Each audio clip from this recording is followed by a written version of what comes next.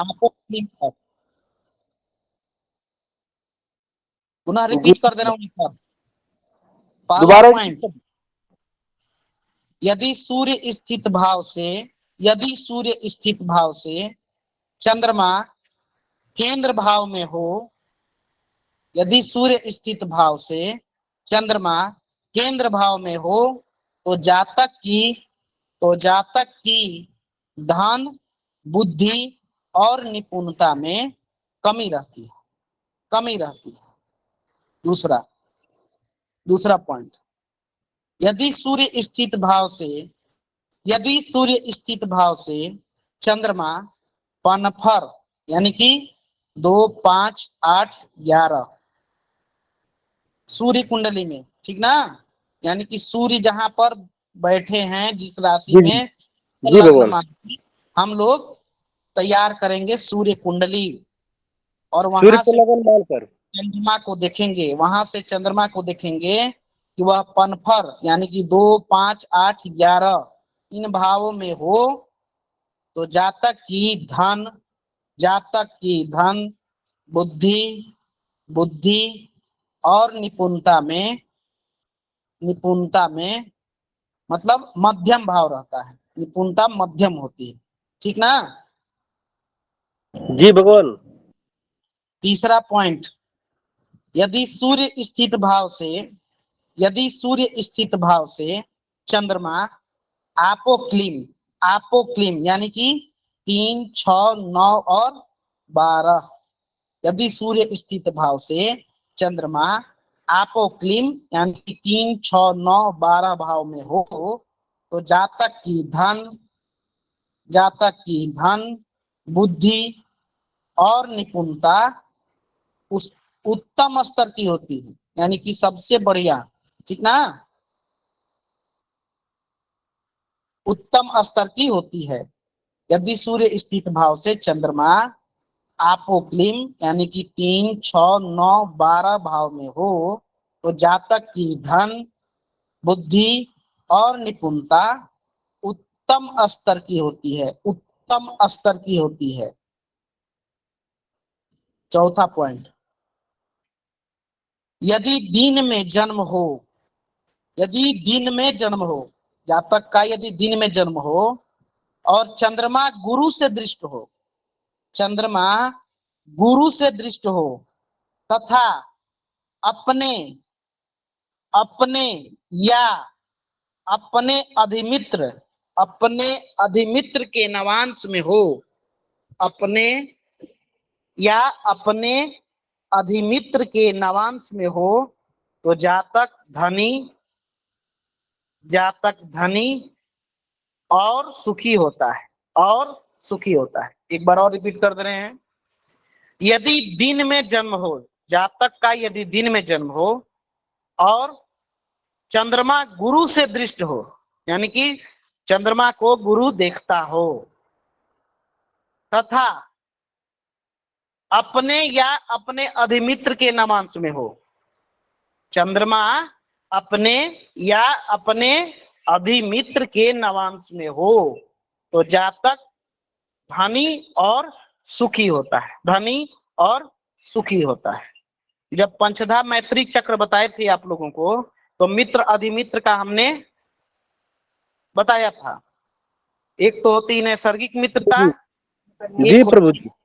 तत्कालिक मित्रता, ठीक ना। और इसी के आधार पर हम लोग पंचधा मैत्री चक्र निकालते हैं, उसमें अधिमित्र को हमें देखना होगा, ठीक है। नवांश में हो तो जी जातक धनी और अधिमित्र अपने या अपने अधिमित्र के नवांश में हो, तो जातक धनी और सुखी होता है, सुखी होता है, ठीक है। अब अगला पॉइंट, यदि रात्रि का जन्म हो, यदि जातक का रात्रि में जन्म हो, यदि जातक का रात्रि में जन्म हो और ये योग बने, यानी कि पहले जो बताया गया है, चंद्रमा गुरु से दृष्ट हो, अपने या अपने अधिमित्र के नवांश में हो, ठीक है, जी भगवान। मतलब यहाँ पर जो पहला जो हमने इससे पहले वाला पॉइंट बताया है उसमें जो है सो देखिए गौर करने वाली चीज है। यदि रात्रि का जन्म हो और चंद्रमा अपने या अपने अधिमित्र के नवांश में हो, अपने या अपने अधिमित्र के नवांश में हो, लेकिन चंद्रमा पर गुरु की दृष्टि न हो, चंद्रमा पर गुरु की दृष्टि न हो, तो जातक निर्धन होता है, तो जातक निर्धन होता है। समझ गए? यानी कि चंद्रमा अपने नवांश में या अपने अधिमित्र के नवांश में है, ठीक है, रात्रि में जातक का जन्म है, लेकिन चंद्रमा पर गुरु की दृष्टि न होने के कारण फल जो है सो चेंज हो गया। क्या हो गया? जातक को निर्धन बनाता है। ठीक ना? जी भगवान। अगला पॉइंट, यदि रात्रि का जन्म हो, यदि रात्रि का जन्म हो और चंद्रमा अपने अधिमित्र के नवांश में होकर, यदि रात्रि का जन्म हो और चंद्रमा अपने मित्र अधिमित्र के नवांश में होकर, अधिमित्र के नवांश में होकर शुक्र से देखा जाता हो, शुक्र से देखा जाता हो, तो मनुष्य धनवान होता है, मनुष्य धनवान होता है तथा उसका वैभव राजा के समान होता है, उसका वैभव राजा के समान होता है। ठीक ना? मतलब प्रसिद्धिवान। ठीक ना? एक बार वो और बोले भगवान, थोड़ा लिखने में रह गया। यदि रात्रि का जातक का जन्म हो, रात्रि के जातक का जन्म हो, मतलब रात्रि में जन्म हो जातक का, और चंद्रमा अपने अधिमित्र के नवांश में होकर, अधिमित्र के नवांश में होकर शुक्र से देखा जाता हो, यानी कि शुक्र से दृष्ट हो, शुक्र से देखा जाता हो या शुक्र से दृष्ट हो, तो मनुष्य यानी कि जातक धनवान होता है, धनवान होता है, उसका वैभव, उसका वैभव राजा के समान होता है, राजा के समान होता है। शुक्र जो है रात्रि में बलवान होता है ना? जी भगवान। और चंद्रमा का भी बल जो है सो रात्रि में बढ़ता है ना? जी जी जी जी गुरु जी। और शुक्र जो है धन वैभव ऐश्वर्य का कारक है, सांसारिक सुख विलास का भी कारक है ना? जी जी। तो तत्कालिक एक तरीके से मित्रता हो गई, अधिमित्रांश हो गए ये भी, और शुक्र द्वारा दृष्ट हो गए, तो ये फल जातक को शुभ ही देंगे। ठीक है? इसमें जी मतलब भगवान। चंद्रमा अपने अधिमित्र में होना चाहिए, अपने खुद के नवांश में नहीं हो, ऐसा है क्या इसमें भगवान? ना अपने अधिमित्र के नवांश में, अच्छा अच्छा, ठीक है भगवान। सिर्फ मित्र के नवांश में नहीं या अपने नवांश में नहीं, अपने अधिमित्र के नवांश में। ठीक ना? ठीक है जी, ठीक है भगवान। अधिमित्र के नवांश में हो और शुक्र से दृष्ट हो। ठीक है? ठीक है भगवान, समझ गए। अब अगला पॉइंट, यदि दिन में जन्म हो, यदि दिन में जन्म हो, ठीक है, लेकिन फिर वही चीज है, अधिमित्र के नवांश में हो, यदि दिन में जन्म हो और चंद्रमा अपने अधिमित्र के नवांश में होकर, अपने अधिमित्र के नवांश में होकर शुक्र की दृष्टि ना हो, शुक्र की दृष्टि ना हो, यानी कि शुक्र से ना देखा जाता हो, तो जातक निर्धन होता है, तो जातक निर्धन होता है। मतलब समझे? एक तो शुक्र की दृष्टि नहीं, और दूसरा दिन में जन्म है और चंद्रमा पर शुक्र की दृष्टि नहीं है। चंद्रमा जो है सो दिन में जो है बलवान होता है, बोलिए, क्षीण नहीं ही ना हो नहीं, जी, रात में। दिन में बलवान नहीं ना होता है चंद्रमा, नहीं भगवान। तो इसीलिए, और शुक्र की दृष्टि भी नहीं है, पुनः रिपीट कर देता हूं इसको।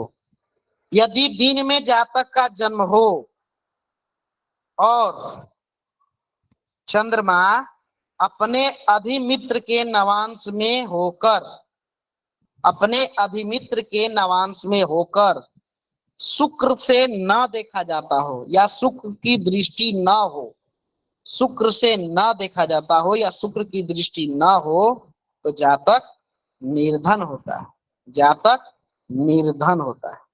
क्लियर है? जी भगवान। चलिए अब हम लोग अगला प्रकरण जो है पढ़ते हैं, और वो प्रकरण है हमारा विपरीत राजयोग। इसके बारे में शायद एक बार चर्चा हो चुकी है ना? जी जी प्रभु जी, अरुण जी बताएं। गुरुजी मैं प्रतिक्रिया दे रहा था। ठीक, तो लिखिए विपरीत राजयोग क्या होता है।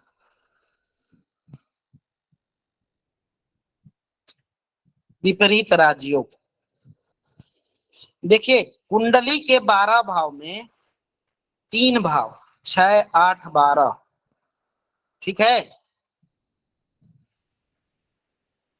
जन्म कुंडली को हम देखेंगे, यानी कि जन्मांक चक्र को देखेंगे और देखेंगे कि 6, 8, 12 यानी कि छठा भाव, 8वां भाव और 12वां भाव, इन भावों के जो भावेश हैं, ठीक है, इन भावों के भावेश जब इन्हीं भावों में स्थित हो, यानी कि 6, 8, 12 के जो भावेश कहे गए हैं, एक होते हैं लग्न के कारक लग्नेश, है ना, लग्न की जो राशि होगी वही तो लग्नेश होंगे, और एक होते हैं लग्न के कारक, दो चीजें, ठीक है। बोलिए अरुण जी। जी गुरुदेव। अभी तक आप लोग भाव, भावेश, भाव कारक इसके बारे में तो जान ही गए हैं, बोलिए। जी जी भगवान। तो हम कह रहे हैं कि 6, 8 और 12 के भावेश, 6, 8, 12 जो इनकी राशियां होंगी, इनके जो भावेश हैं इन्हीं की भावों में उपस्थित हो, यानी कि 6, 8, 12 के भावेश छठे, 8वें और 12वें भाव में ही उपस्थित हो, ठीक है। तो यह जो है एक योग बनता है, इसको बोलते हैं विपरीत राजयोग, विपरीत राजयोग। आई बात गुरुदेव समझ में? एक बार पुनः समझाएं गुरुदेव, अभी समझ में हमको नहीं आ रहा है गुरुदेव। देखिए छठा भाव की राशि मान के चलिए कि वृष है, ठीक है। 8वें भाव की राशि कर्क जी हो भगवान। गई, जी ठीक भगवान। है। 12वें भाव की राशि क्या होगी बताइए?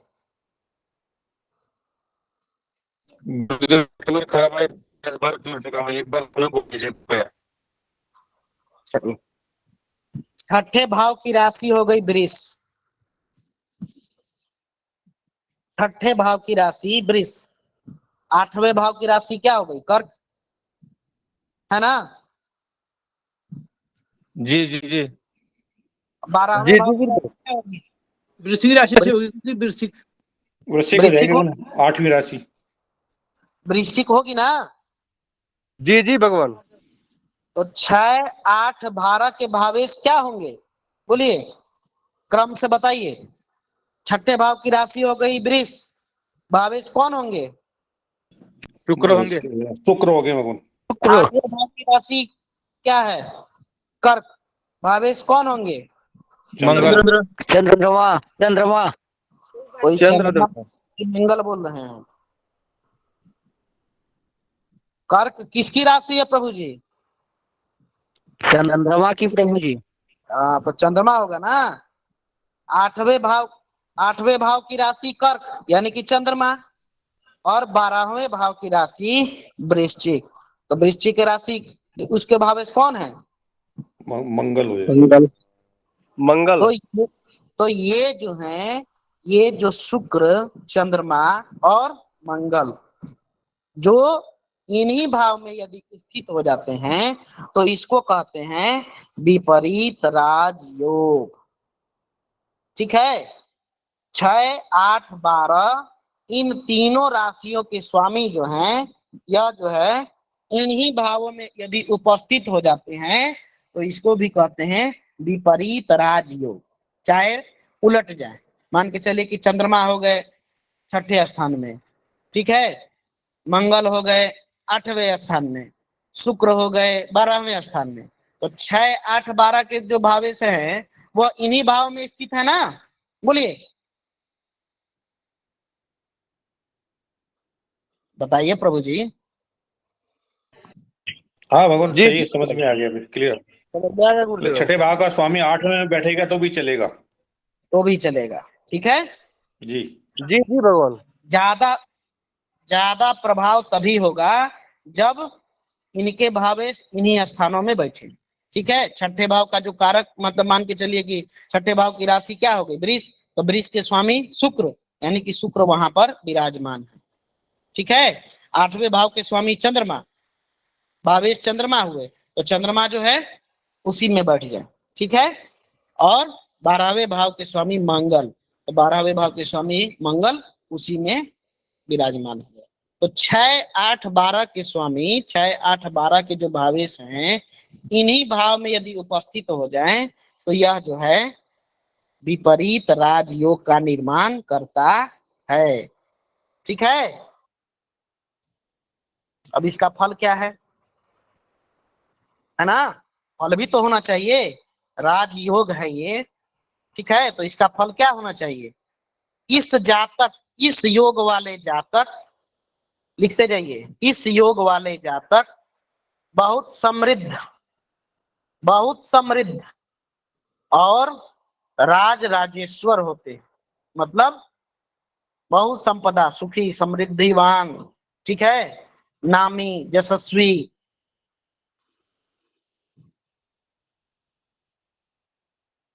ठीक है। जी भगवान। अब 3 भाव हैं, छठा, 8वां, 12वां। ठीक। जी गुरुदेव भगवान। एक में बनने से भी हो जाएगा ना। जी एक राशि में 6, 8 और 12 मध्य एक में होने से भी हो जाएगा एक राशि में विपरीत राजयोग। देखिए प्रभु जी, ये 3 भाव है ना भगवान, तो इसके जी भी गुरुदेव 3 पार्ट हो गए। ठीक है। 3 पार्ट हो जी गए। छठे भाव के स्वामी यदि 8वें में बैठते हैं, आगे बताने वाले हैं प्रभु जी, इसी के अंदर प्रकरण चल रहा है। ठीक है। तो यह जो है सो जातक समृद्धिवान कहेंगे। ठीक। अब 3 भाव हैं तो 3 कंडीशन होती है। छठे के स्वामी 8वें में बैठ जाए, छठे के स्वामी 6ठे में बैठ जाए, छठे के स्वामी 12वें में बैठ जाए, हो सकता है ना। उसी प्रकार 8वें के स्वामी 8वें में बैठ जी जाए, जी 8वें भगवान। के स्वामी 12वें में बैठ, 12वें 8वें के स्वामी 6ठे में बैठ जाए। फिर 12वां भाव है तो 12वें भाव के स्वामी 12वें में बैठ जाए, 12वें भाव के स्वामी 6ठे में बैठ जाए, 12वें भाव के स्वामी 8वें में बैठ जाए, तो क्या योग होगा। प्रश्न यही ना है प्रभु जी। बोलिए गौरी दत्त जी। जी गुरुवार जी गुरुवार। वैसे मतलब कि मैंने तो पर्सन ये भी है, फिर भी एक 6, 8, 12 में तीनों में होना जरूरी नहीं है, एक में बन जाएगा तो हो जाएगा ना, यही पूछना चाहता था। आगे एक बता में रहे हैं, तो उसी को जी बता रहे हैं। ठीक है। तो अरे पहला भगवान लिखिए, व्याकुल मत होइए, बता रहे हैं गुरुदेव आप। हाँ पहला लिखिए हर्ष योग। हर्ष योग पहले लिखिए, इसी के अंतर्गत है, विपरीत राजयोग के अंतर्गत। ठीक है। पहला हर्ष योग। क्या है हर्ष योग। यदि षष्ठेश यानी छठे, षष्ठेश, छठे, 8वें या 12वें भाव में उपस्थित हो, यदि षष्ठेश यानी कि छठे भाव के जो भी राशि हुई उनकी, ठीक है, यदि 6वें, 8वें या 12वें भाव में उपस्थित हो तो यह हर्ष नामक विपरीत राजयोग बनता है, विपरीत राजयोग बनता है। ठीक है। जी भगवान। अब इसमें बैठने पर ये तो बन गया, विपरीत राजयोग हो गया। ठीक है। विपरीत राजयोग में भी जो 3 भेद हैं, ठीक है, उसमें से भी एक योग जो है तो चल गया है। क्या है? हर्ष योग पता चल गया हमें। अब इस योग का फल क्या है उसको नोट करिए। इस योग में उत्पन्न जातक, इस योग में उत्पन्न जातक अपने शत्रुओं पर विजय प्राप्त करता है, अपने शत्रुओं पर विजय प्राप्त करता है। छठा भाव शत्रु कारक है ना प्रभु जी। जी भगवान। बस उसके स्वामी अगर उसमें बैठ जाते हैं तो शत्रुओं पर विजय प्राप्त करेगा, समाज में उसकी प्रतिष्ठा बढ़ेगी, समाज में उसकी प्रतिष्ठा बढ़ेगी। साथ ही साथ अच्छे मित्रों, अच्छे मित्रों, परिवार, अच्छे मित्रों, परिवार, जीवन साथी तथा बच्चों की भी प्राप्ति होती है। अच्छे मित्रों यानी कि अच्छे किसको कहा जाएगा? अच्छे समझ लीजिए, बढ़िया मित्र, उसको सपोर्ट करने वाले। अच्छा परिवार, उसको सपोर्ट करने वाला। ठीक है। अच्छा जीवन साथी, ठीक ना, काम की चिर नहीं करने वाला, अरुण जी की तरह। बोलिए। जी भगवान।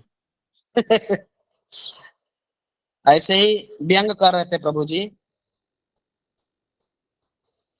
अच्छे बच्चों का भी वरदान प्राप्त होता है, यानी कि कोई बात नहीं गुरुदेव, थोड़ा थोड़ा सा होता रहता है, व्यंग होता रहता है, थोड़ा कक्षा में मन लगता है। हाँ। हर्ष योग कब बनता है? जब षष्ठे, छठे, 8वें या 12वें भाव में उपस्थित हो। ठीक है। तो हर्ष नामक विपरीत राजयोग बनता है, हर्ष नामक विपरीत राजयोग बनता है। इस योग में उत्पन्न जातक अपने शत्रुओं पर विजय प्राप्त करता है। छठा भाव शत्रु भाव है। ठीक है। समाज में जातक की प्रतिष्ठा बढ़ती है, समाज में जातक की प्रतिष्ठा बढ़ती है। जातक को अच्छे मित्र, अच्छे परिवार, अच्छे जीवन साथी तथा अच्छे बच्चे। अच्छे बच्चे कौन? वत्स्य पुत्रो, प्रियाच भार्या प्रियवादनी च वत्स्य पुत्रो। ये दोनों तीनों चीज हैं। ठीक ना। जी जातक, भगवान। जातक धनी और प्रसिद्ध बनता है, धनी और प्रसिद्ध बनता है। उसके भाग्य जी में, भगवान। उसके भाग्य में सारी सुख सुविधाएं होती है, सारी सुख सुविधाएं। यानी कि एक तरीके से कह सकते हैं कि जातक के अंतर्गत सुख के गृहस्थ जीवन में एक कहे गए हैं प्रसंग, एक बड़ा ही नीतिगत श्लोक है। अर्थागमो नित्यामरोगिता च प्रिया च भार्या प्रियवादनी च वत्स्य पुत्रो अथ करी च विद्या सठ जीव लोके सुखाति राज। है ना। जी भगवान। तात्पर्य है इसका, अर्थागमो यानी कि धन का प्रवाह जो है सो सही दिशा में बढ़ता रहे। 100 रुपया है तो 100 रुपया में आप 1 रुपया बढ़ा रहे हैं, लेकिन ठीक है, ठीक है। जी भगवान। अर्थागमो नित्यामारोगिता च, आरोग्य रहेगा।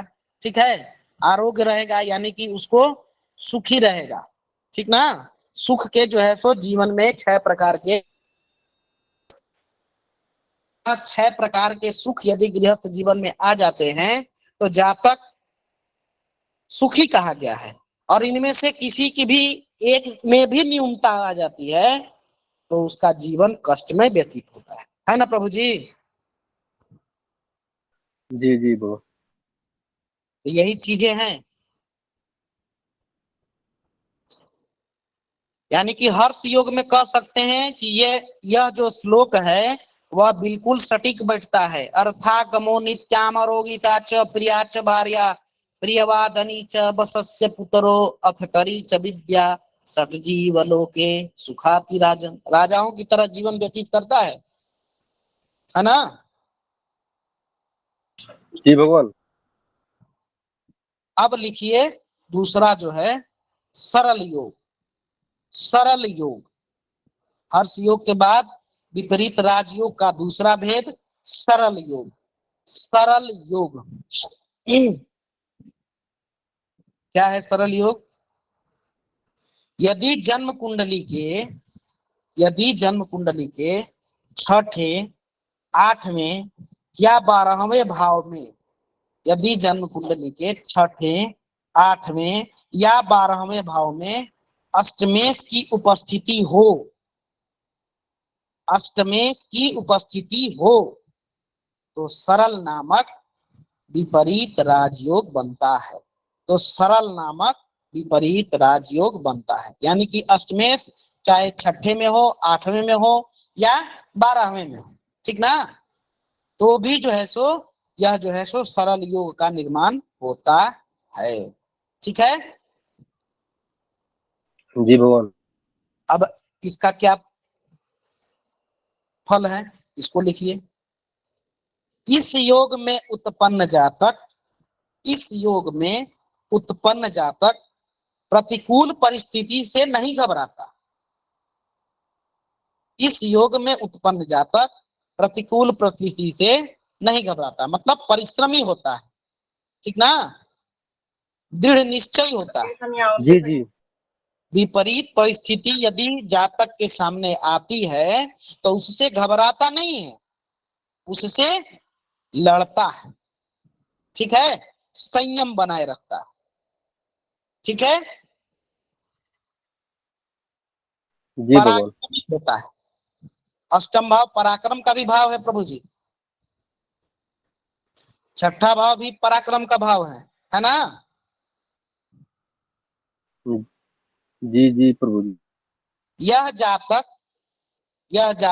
यानी कि सरल योग में उत्पन्न जातक अपने सामर्थ्य और साहस से संपदा अर्जित करता है और प्रसिद्ध होता है। सरल योग का मतलब, यदि अष्टमेश छठे, आठवें या 12वें भाव में हो, ठीक है, यदि अष्टमेश छठे, आठवें या 12वें भाव में हो तो सरल नामक विपरीत राजयोग बनता है।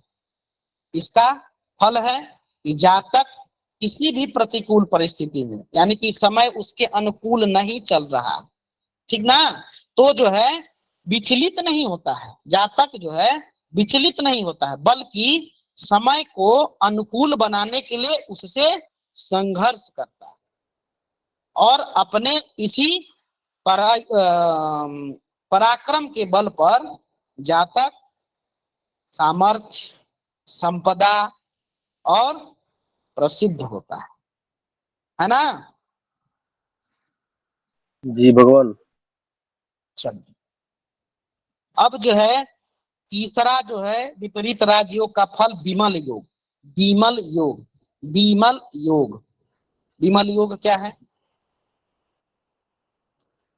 अगर द्वादशेष यानी कि 12वें भाव, ठीक ना, अगर द्वादशेष छठे, आठवें या 12वें भाव में हो, छठे, आठवें या 12वें भाव में हो तो विमल नामक विपरीत राजयोग का निर्माण होता है। विमल नामक विपरीत राजयोग का निर्माण होता है। ठीक है। अब इसके बनने से क्या फल है? इसके बनने से क्या फल है इसका? इस योग के कारण जातक स्वतंत्रता पसंद करता है।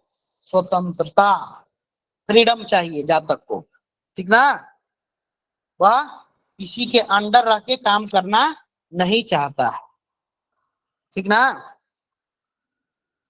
जी भगवान। उसको हर एक चीज में बोलते हैं ना, गिव मी ए स्पेस, थोड़ा सा हमको आजादी दीजिए, हैं, फ्रीडम चाहिए जातक को।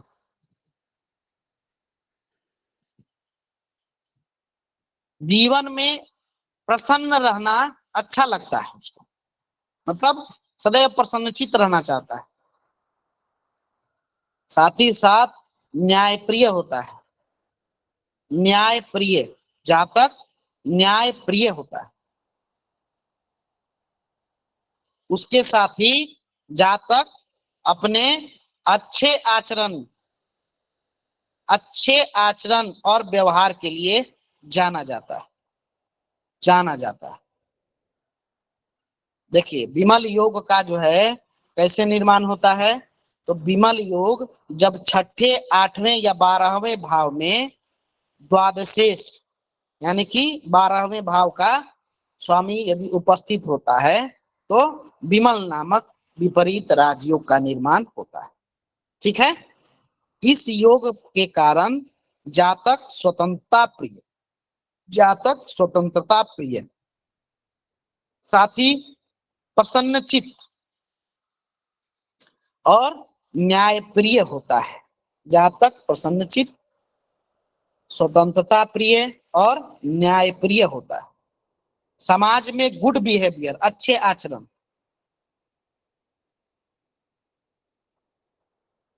आचरण और व्यवहार के लिए प्रसिद्ध होता है।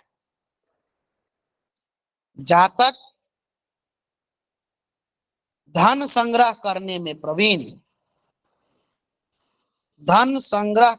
प्रवीण यानी कि धन संग्रह में इच्छुक रहता है। हमेशा धन जो है सो बचाना चाहता है, सेव करना चाहता है, सेविंग में विश्वास करता है। साथ ही साथ जातक की कीर्ति देश विदेश तक फैलती है।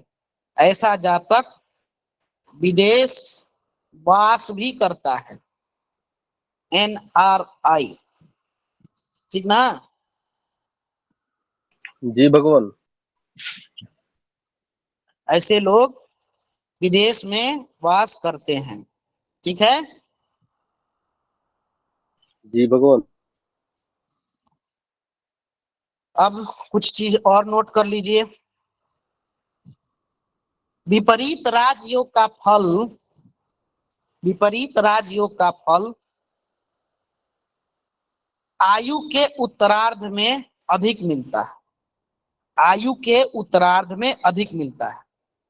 ठीक ना। और प्रायः आज का डेट जो है, आयु का उत्तरार्ध किसको कहेंगे? 30, 28, 30, 32, 35, इसके बाद जी उत्तरार्ध जी ही भगवान। है ना। जी जी जी भगवान, यही होता है। 25 से लेकर 30 साल तक ले तो हम लोगों को पढ़ाई लिखाई के साथ करियर बनाइए, शादी विवाह, जिम्मेदारियां, रिस्पॉन्सिबिलिटी, उसके बाद में नौकरी स्थिर हो जाए, इसी सब में लगे रहते हैं 30-35 साल तक, है ना अरुण जी। जी जी भगवान, सही बात है। तो इसका जो फल है इसके बाद ही ना मिलेगा, बोलिए। जी जी भगवान, वही उत्तरार्ध होता है। तो 25, वही 26, वही है, 30 के बाद। इसके बाद ही 30 में के बाद मतलब लमसम। नॉर्मल आज जी का भगवान। डेट में विवाह का भी जो है सो एवरेज 25 से 30 के बीच में लोगों का हो गया है ना। पहले कुछ कम जी था, भगवान। लेकिन आज जी जो जी है जी। पढ़ाई, वातावरण, हाँ जी, परिवेश जो पढ़ाई है लिखाई को लेकर ना, पढ़ाई लिखाई को लेकर वो 25-30 तक हो गया गुरुदेव, करियर देखने तक, सरकार भी ताकने तक। सरकार भी भगवान 32 वर्ष की आयु तक सरकार नौकरी में आने का मौका देती है हमें, UPSC, BPSC और क्या क्या चीजें हैं, है ना, धर्म गुरु जी जी भगवान। में।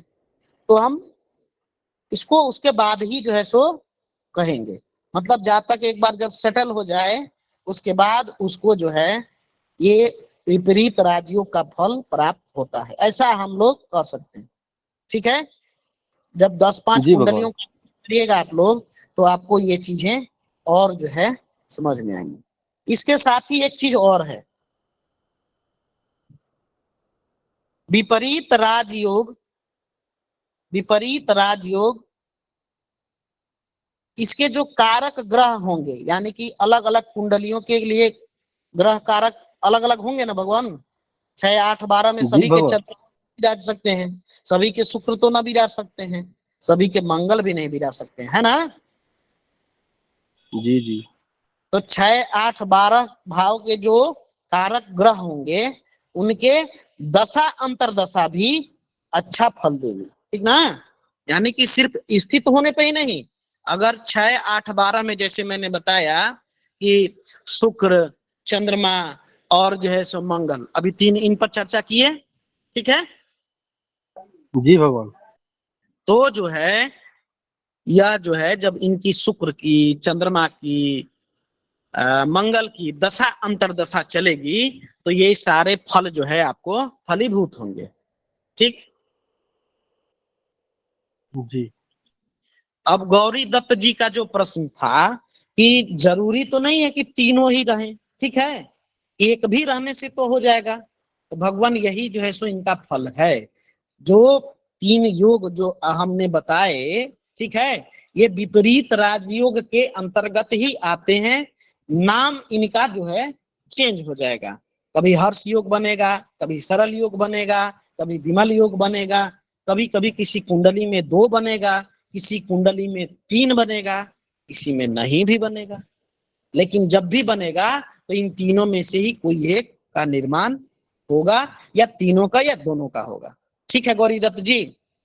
जी गुरुदेव, हाँ ठीक है। अभी क्लियर है ना, कोई संशय तो नहीं है। नहीं नहीं, बिल्कुल क्लियर है। हर्ष योग षष्टेश में षष्टम भाव में बनेगा, अष्टम में सरल योग और द्वादश में विमल योग। नहीं प्रभु जी, नहीं प्रभु जी, आप अभी नहीं समझे, आप हमारी बातों पर ध्यान नहीं दिए। हर्ष योग निर्माण होगा यदि षष्ठेश यानी कि 6ठे भाव के कारक, जो अभी कुंडली हम चर्चा किए, हर्ष योग तब बनेगा जब शुक्र, वृष राशि बोले हैं ना 6ठे भाव की अभी जो हमने बताई है, तो वृष जी जी। राशि के शुक्र जो है वह जो है चाहे वृष में बैठे, चाहे कर्क में बैठे, चाहे वृश्चिक में बैठे, तो हर्ष योग का निर्माण हो जाएगा, ठीक। जी जी समझ, हाँ जी जी समझ गए। अगर कहीं अगर चंद्रमा 6ठे में बैठे, 8वें में बैठे या 12वें में बैठते हैं तो सरल योग हो जाएगा। और मंगल यदि 6ठे, 8वें या 12वें भाव में बैठे, जैसा कि कुंडली में मैंने बताया, तो जो है विमल योग का निर्माण हो जाएगा। जी गुरुदेव, स्पष्ट समझ हो गए, गया है। जी गुरुदेव, जी गुरुदेव। क्लियर है। जी जी क्लियर हो गया अब तो। चलिए, अब हमको नहीं लगता है कि आगे कोई प्रकरण बताएं, क्योंकि इसके नहीं बाद नहीं जो है गुरुदेव, आप प्रश्न गुरुदेव ले लीजिए। जिन कोई किसी का प्रश्न है गुरुदेव से अपना प्रश्न करें भगवान, हैंड रेस हाँ, करके। चलिए हरि किशन जी बोलिए बस प्रभु जी। प्रश्न तो 3-4 हैं, लेकिन पहले पूछता हूँ मैं, अभी जो ये 3 योग अपन ने बनाए हैं, हर्ष योग वगैरह, तो एक 6ठे में अगर 2 ग्रह बैठे तो भी ऐसा कुछ है, या वो बाद में बताया जाएगा ऐसी चीज? तो जिसका जिसका प्रभाव है प्रभु जी 6ठे, 8वें और भाव में, मान के चलिए कि 6ठे भाव में सूर्य बैठ जाए और सूर्य के साथ में मान के चलिए कि शुक्र बैठ जाए, जी ठीक, सूर्य के साथ में शुक्र बैठ जाए, है जी ना। जी। तो भगवान हम फिर देखेंगे ना कि राशि किसकी क्या है, कौन ग्रह अस्त है, कौन ग्रह बकरी है, कौन ज्यादा डोमिनेट कर रहा है, किसका बल ज्यादा है, तो वही ना कारक हो जाएगा फिर। बोलिए, ठीक है जी, ठीक है। तो इन चीजों को हम देखेंगे फिर वहां पे किसका बल ज्यादा है, क्योंकि बल भी हमको लगता है कि बताया जा चुका है कि किस ग्रह का बल किसके अनुसार है ना। नहीं नहीं, मैं ये पूछा था वो 6, 8, 12 के जो स्वामी हैं, हाँ इन्हीं में से किसी 2 के स्वामी एक में बैठ जाए आके, जैसे 6ठे का और 8वें का 6ठे में बैठ जाए दोनों स्वामी, हाँ। ऐसा तो भी वही तो देखेंगे ना, वैसे ही देखेंगे उसको। तो 6ठे और 8वें का जब स्वामी 6ठे में बैठ जाए तो जो कंडीशन हमने लिखवाया है उसमें देखिए कि क्या बन रहा है। अष्टमेश 6ठे भाव में यदि बैठता है तो जो है आपका क्या विमल योग नहीं बनेगा। जी, मतलब 2 योग बनेंगे, अलग अलग ऐसे ही कर रहा हूँ, एक में बैठेंगे तो भी 2 योग बन जाएंगे ना। हाँ, वो भी जी बन जी, जाए, ठीक है, एक तो ये। ठीक है। ठीक है, दूसरा एक क्वेश्चन ये है भगवान, प्रश्न जी हाँ बोलिए। ये अपने अधिमित्र के नवांश में हो तो ये इसको कोई कुंडली बना के समझ सकते हैं कि नवांश में अधिमित्र में कैसे होते होंगे? अधिमित्र, अधिमित्र तो कोई एक ग्रह होगा ना भगवान। हाँ, अधिमित्र तो एक ग्रह होगा, लेकिन नवांश में कैसे मान के देख? चलिए, बताते हैं आपको। जी चंद्रमा है, कोई चंद्रमा ग्रह है, ठीक है। जी जी चंद्रमा का जो है सो अधिमित्र मान के चलिए कि पंचधा मैत्री, नैसर्गिक मैत्री के आधार पर हमने मंगल को मान लिया, जी ठीक। जी भगवान। मंगल का जो है सो उस कुंडली में अधिमित्र हो जा रहा है, हम्म, ठीक। जी तो मंगल का जो नवांश होगा, ठीक है, जी वो चंद्रमा का अधिमित्र के नवांश होगा कि नहीं होगा? जी भगवान। तो अगर चंद्रमा जो है मंगल के नवांश में बैठ जाता है तो उस कुंडली के आधार पर चंद्रमा जो है अपने अधिमित्र के नवांश में बैठा कि नहीं बैठा? हाँ ठीक नवांश है, में। जी जी जी भगवान, ठीक बात। तो यहाँ पर ये कंडीशन जो है सो लागू होगी, ठीक। ठीक है भगवान, ठीक है। और बताइए।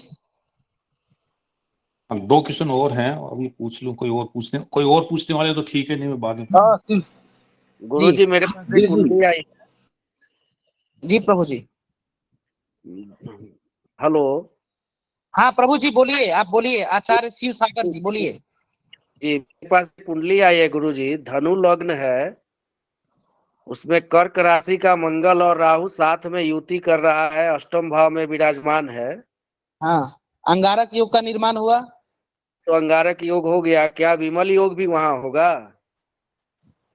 हाँ, विपरीत राजयोग के अंतर्गत यह जो है मंगल भी वहां पर विराजमान है, ठीक है। हाँ हाँ इसके अंतर्गत लेकिन एक चीज और प्रभु जी, मैंने कल ही आप लोगों को नोट करवाई थी, राहु या केतु अगर भाव में बैठ जाते हैं तो उसके फल को जो है तो दूषित कर देते हैं, है ना। हाँ हाँ हाँ, तो यह जो है सो योग यहाँ पर कट जाएगा, ठीक। हो जाएगा। ठीक ठीक गुरुजी। चलिए, और किन्हीं का कोई प्रश्न?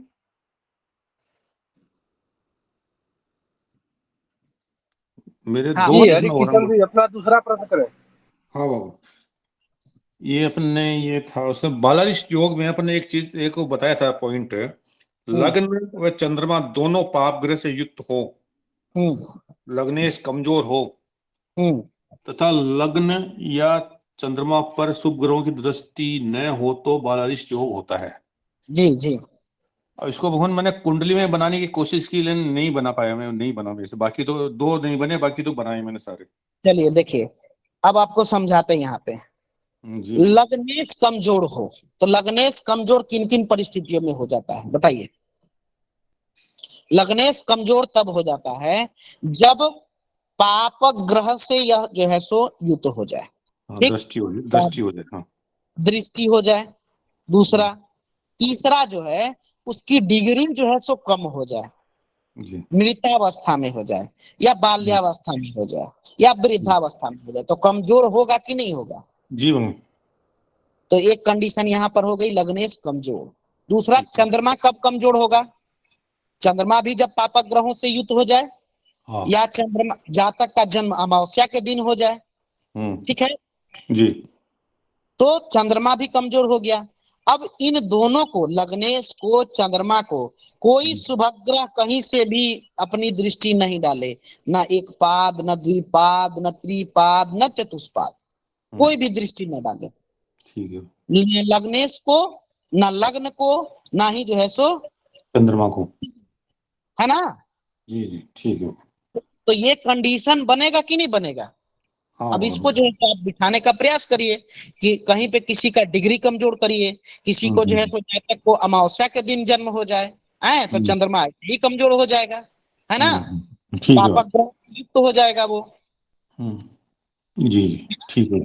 हाँ, ऐसे एक और है वो दूसरा, बोलिए। सिंह राशि के नवांश में शनि हो हाँ तथा उस पर राहु की दृष्टि हो, हाँ साथ ही चंद्रमा चतुर्थ में व सूर्य षष्ठ में छठे भाव में हो, ये हाँ।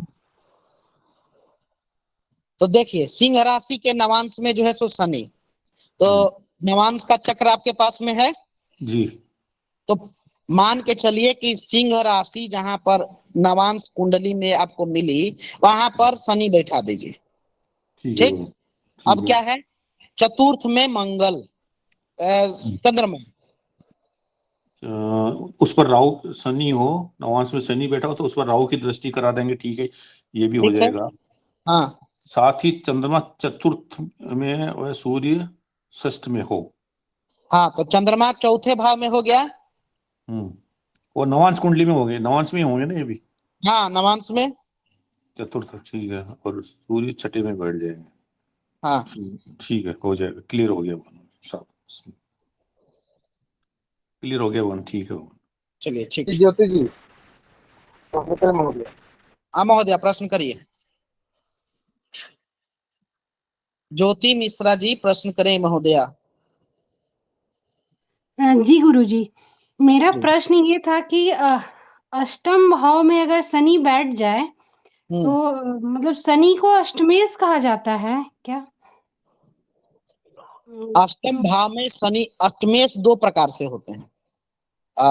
देखिए, सबसे पहला तो भाव के जो कारक होते हैं वह अलग अलग भावों के अलग अलग कारक होते हैं। ठीक। जी एक तो है भाव कारक, दूसरा जो है अलग अलग राशियों के स्वामी भी अलग अलग कहे गए, जैसे मेष और वृश्चिक के मंगल।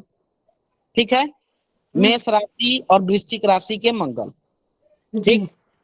दूसरा जो है वृष और तुला, इसके जो है स्वामी कहे गए हैं शुक्र। शुक्र। जी मिथुन और कन्या, इसके स्वामी कहे गए हैं बुध। जी कर्क चंद्रमा। ठीक। सिंह सूर्य। हाँ, और धनु और मीन का भानु और मीन के स्वामी कहे गए हैं गुरु। गुरु। जी और मकर और कुंभ के स्वामी कहे गए हैं आपके शनि। जी। ठीक तो है। जी, अष्टम भाव में अगर शनि विराजमान अगर होंगे तो विमल योग बनेगा। सरल और विमल योग जो आपने कहा कि हम्म। छठे, आठवें और 12वें भाव में अगर कोई भी बैठते हैं तो अगर शनि बैठते तो फिर वो मतलब बनेगा क्या तो विमल और सरल योग? अगर शनि अगर अपना जो राशि है, शनि की जो राशि है, ठीक है, अगर जी उसमें बैठते हैं तो जो है हम्म, सो विमल योग का निर्माण होगा। ठीक है। जी अष्टमेश वहां पर शनि होंगे तो अगर, जरूरी नहीं ना कि अष्टमेश शनि ही हो जाएंगे, अलग अलग हाँ कुंडलियों के जो है सो स्वामी भी अलग अलग हो जाते हैं ना। जी अष्टम भाव के कारक अलग है, अष्टम भाव के जो स्वामी होंगे वो अलग हो जाएंगे। भावेश और लग्नेश राशि जिसको बोलते हैं वह जो है दोनों अलग अलग चीजें हैं। जैसे लग्न के कारक सूर्य भी हैं, अगर मेष लग्न हो जाए तो सूर्य तो उसके कारक होंगे, लेकिन वहां पर हमको मंगल का भी विचार करना होगा, क्योंकि उसकी राशि है मेष। मेष राशि के स्वामी कौन है? मंगल है। जी तो ये चीजें देखनी होती है। ठीक है। जी। और गुरुजी एक चीज और था कि कैसे पता करते हैं कि कौन सा ग्रह किस मतलब ग्रह को किस खाना को देख रहा है या किस मतलब दृष्टि, वो चीज मुझे समझ में नहीं आता है थोड़ा। दृष्टि ग्रहों की दृष्टि, यही ना। जी जी, ग्रहों की दृष्टि किस घर पे पड़ रही है ये कैसे चेक करेंगे? तो इसके लिए महोदया सूत्र है, और क्योंकि पहले ये प्रकरण हो चुका है तो आप एक बार जो है YouTube पर इसको देख लीजिएगा। ग्रहों की दृष्टि नामक से सनातन ज्ञान संस्थान के चैनल पर आपको ये चीजें मिल जाएंगी। ठीक है। ठीक ठीक है गुरुजी। शायद बोर्ड के माध्यम से ही बताया गया है ना अरुण जी? जी जी, ब्लैक बोर्ड के माध्यम से बताया गया। मैं आपको वीडियो भेज दूंगा यूट्यूब से। ठीक है, नहीं तो मैं सर्च कर लूंगी यूट्यूब पर, हाँ मिल हाँ, ग्रहों जाएगा। की दृष्टि जो है नामक ये जो है सो टॉपिक सनातन ज्ञान संस्थान के अंतर्गत YouTube चैनल है, उस पर आप देखिएगा, आपको प्राप्त हो जाएगा। चलिए, और किन्हीं का कोई प्रश्न शेष रह गया हो तो चलिए, किन्हीं का कोई ये प्रश्न। कोई प्रश्न है गुरुदेव? अच्छा को समाप्त किया जाए। चलिए, धन्यवाद। तो आज की कक्षा हम यहीं पर समाप्त करते हैं। कल और परसों यानी कि अष्टमी और नवमी ये 2 दिन अवकाश होगा। पुनः हम लोग 10वीं के दिन कक्षा में मिलेंगे। तब तक के लिए कक्षा जो है सो स्थगित रहेगी। बाकी अपना विचार आप लोग ग्रुप में डाल सकते हैं। ठीक है, आज की कक्षा यहीं पर समाप्त की जाती है। ओम पूर्णमिदं पूर्णात् पूर्णमुदच्यते पूर्णस्य पूर्णमादाय पूर्णमेवावशिष्यते। ओम शांति शांति शांति। सर्वेभ्यो नमो नमः। सभी को शुभ रात्रि। पुनः हम लोग कक्षा में मिलेंगे। नमो नमः गुरुदेव। नमो नमः। सर्वप्रथम नमो नमः गुरुदेव। सभी को यथा योग अभिवादन। सभी को नमो। अच्छा, सभी लोग अभी सभी रिकॉर्डिंग